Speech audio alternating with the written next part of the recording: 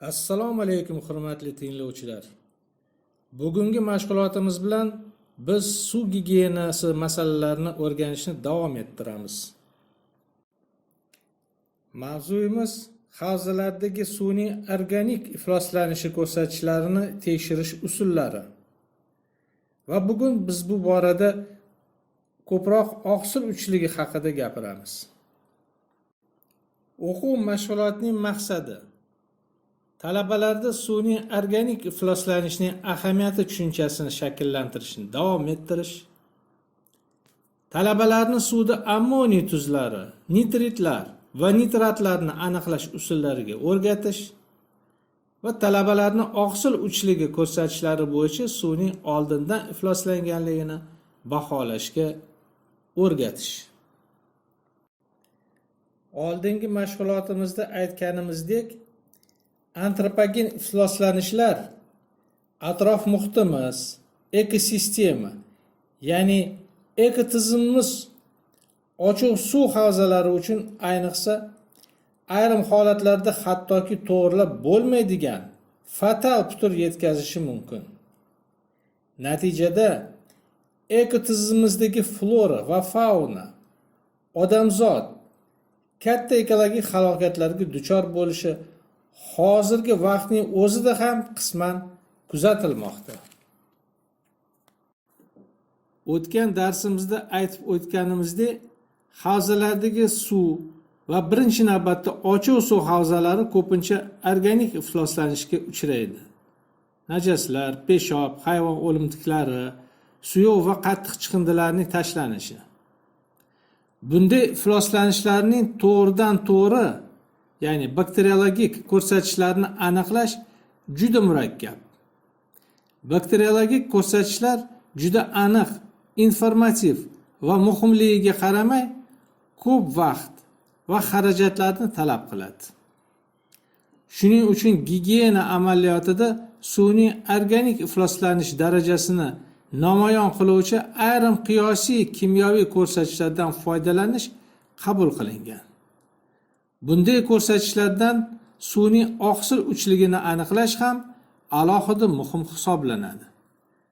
Sanitariya shifokori bu muhim ko'rsatkichlarni bilishi va aniqlab olishi kerak.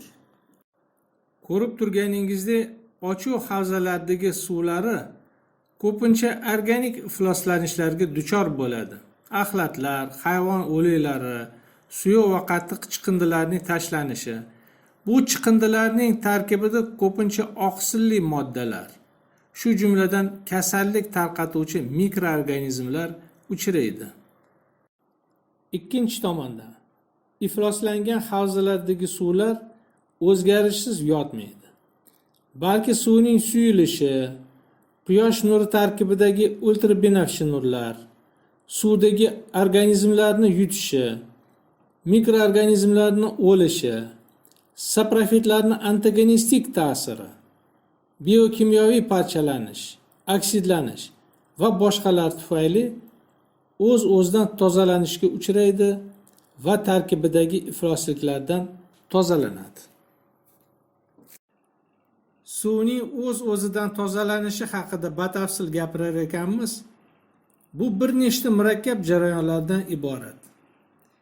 Fizikaviy jarayonlar: sedimentatsiya, oqim tezligi, shamol orqali siljishi, suvning zichligi, harorati tufayli. Kimyoviy jarayonlar: suvda organik moddalarning oksidlanishi va ammiak, uglekislota, metan, nitratlar, sulfatlar, fosfatlarning parchalanishi. Biologik jarayonlar: anaerob faza, oraliq mahsulotlarning hosil bo'lishi, vodorod, sulfit, ammiak, metan, quyi molekulali yog' kislotalari, bakteriyalar va oddiy hayvonlar hisobiga chirayotgan substratlardan.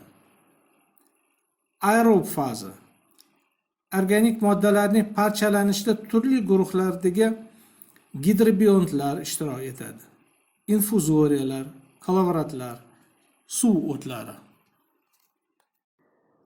Demak, o'z-o'zini tozalash jarayonlari natijasida suvdagi organik moddalar parchalanib, noorganik moddalar va birikmalarga aylanadi. patogen mikroorganizmlar eliminatsiya jarayoniga duch kelib, keyinchalik makroorganizm uchun xavf tug'dirmaydi. Suv havzalaridagi oqsil uchligi aynan shulardan bizga ma'lumot beradi. Ya'ni suvdagi oqsil uchligini tekshirib olsak va suvning tarkibidagi ammiak, nitritlar va nitratlarning miqdori va proporsiyasiga qarab, biz suv havzasidagi o'zini tozalash jarayonlari qay darajada ketayotgani, suvga yaqin vaqt ichida chiqindilar tashlanmayaptimi yoki bu eski ifloslanishlarmi, mineralizatsiya jarayonlari boshlanganmi yo nihoyasiga yetyaptimi kabi savollarga javob olishimiz mumkin. Mikrobiologik tahlillar aniq tekshiruvlar bo'lgani bilan unchalik informativ emas. Ya'ni shunday ma'lumotlarni bizga bermaydi. Shunday qilib, suvdagi ammiakni borligi, azotli moddalarni, shu jumladan oqsillarni, organik moddalarni borligidan dalolat beradi. Ya'ni aytishimiz mumkinki, ammiakni o'zini tarkibida ko'p tutgan suv bu yaqinda ifloslangan suv. Nitritlar esa nitrifikatsiya jarayoni mahsuloti bo'lib, bakteriya nitrosomonas ta'sirida ammiakni oksidlanishga olib keladi. Suvni nisbatan yaqindagina organik moddalari, najaslari bilan ifloslanganligidan dalolat beradi. Va nihoyat nitratlar bakteriya nitrobakter ishtirokida bu organik azot tutgan moddalarni oksidlanish jarayoni tugashi haqida ma'lumot beradi. Laboratoriya ishini o'tkazishda biz ta'lim vositalaridan foydalanamiz.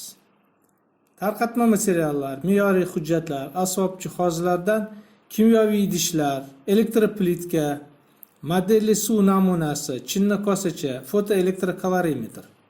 Reaktivlardan esa Nestle reaktivi, 50% signet tuzi eritmasi, gris reaktivi, sulfofenol kislotasi, xloridli ammoniy, natriy nitriti standart eritmalari, 10% ammiak eritmasi, distillangan suv va hokazolardan. Oqsil uchligi yoki azot uchligini aniqlash. Ammoniy tuzlarini aniqlashda sifat, ayrim holatlarda esa miqdoriy reaksiyalardan foydalaniladi. Sifat reaksiyasi Nestle reaktivi yordamida bajariladi.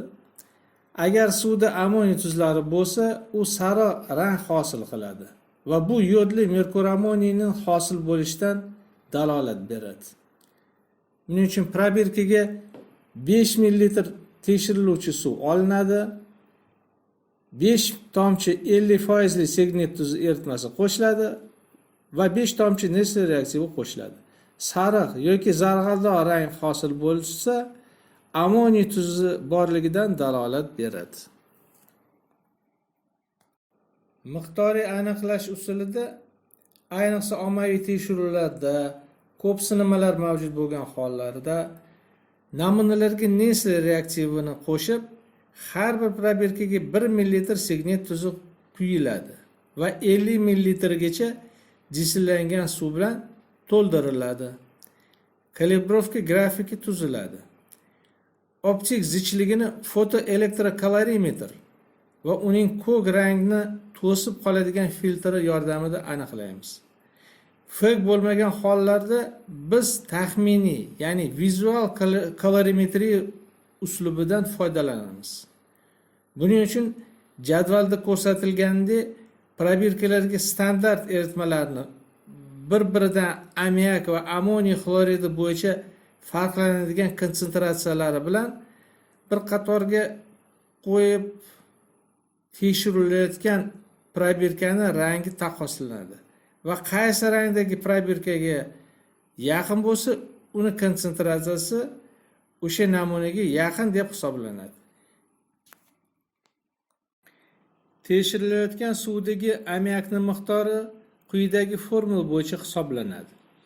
X barobar qavs ichida C ko'paytiruv 10 ko'paytiruv 100 taqsim V. Bu yerda C standart qatordagi ammiakni o'zida tutgan probirkaga rangi yaqin bo'lgan sinama probirkadagi ammiakning miqdori, 10 standart namunalarning hajmi, 100 bu 10 millilitrni 1 litrga aylantirish koeffitsiyenti va V bu tekshiruvlar uchun olingan suvning hajmi. Natijalar milligram litrda belgilanadi. Suvdagi nitritlarni aniqlash usulining prinsiplari asosida azot kislotasiga gris reaksiya qo'shilganda pushti rang hosil bo'lishi yotadi.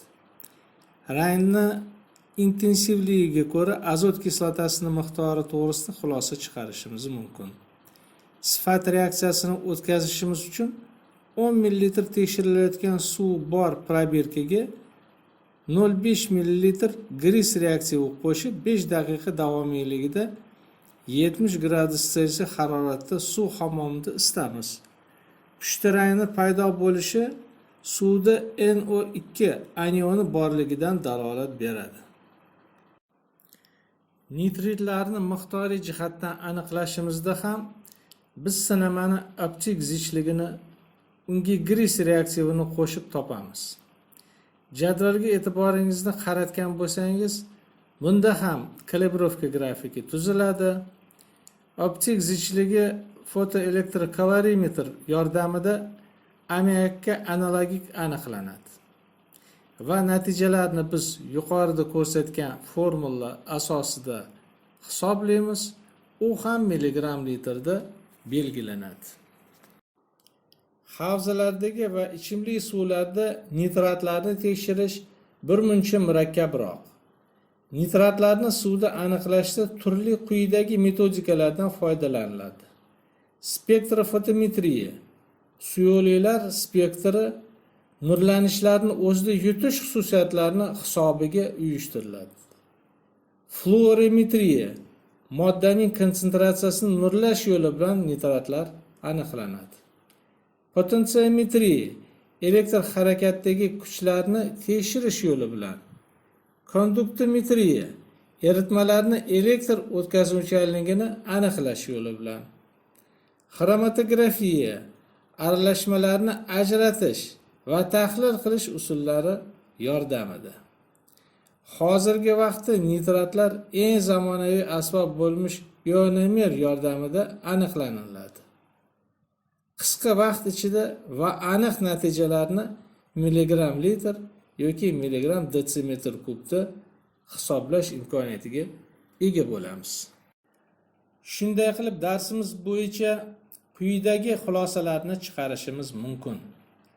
Birinchidan, oqsil uchligi havzalardagi va ichimlik suvini sifatini aniqroq ifloslanganligini ta'riflovchi, ayniqsa sanitariya shifokori uchun muhim va informativ ko'rsatishlardandir.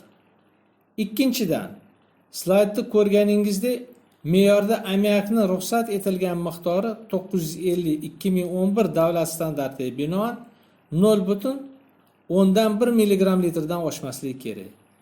Nitritlarni ruxsat etilgan miqdori 0,2 milligram litrgacha va nitratlarni azot bo'yicha ruxsat etilgan miqdori 10 milligram litrdan oshmasligi kerak.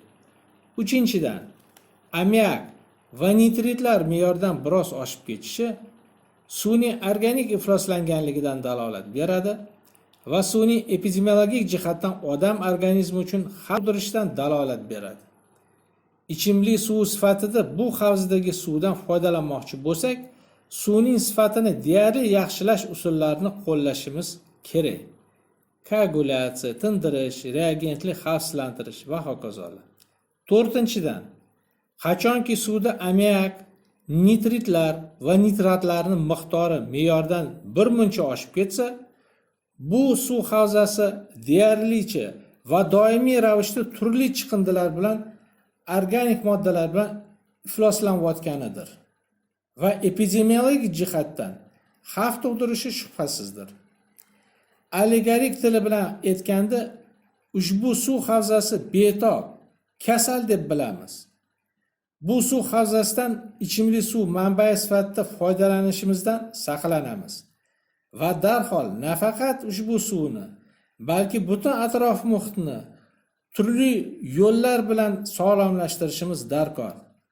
Birinchi o'rinda ifloslantiruvchi obyektlarni aniqlab topishimiz zarur va ma'muriy chiqindi tashlayotgan korxonalarda esa texnologik, sanitariya texnik va boshqa choralarni darhol amalga oshirishimiz zarur.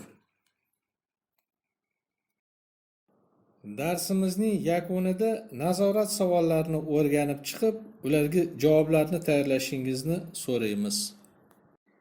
Tavsiya etilgan adabiyotlarni o'qib chiqsangizlar, suv gigiyenasiga oid masalalarni chuqurroq o'zlashtirasiz degan umiddamiz. E'tiborlaringiz uchun minnatdorman.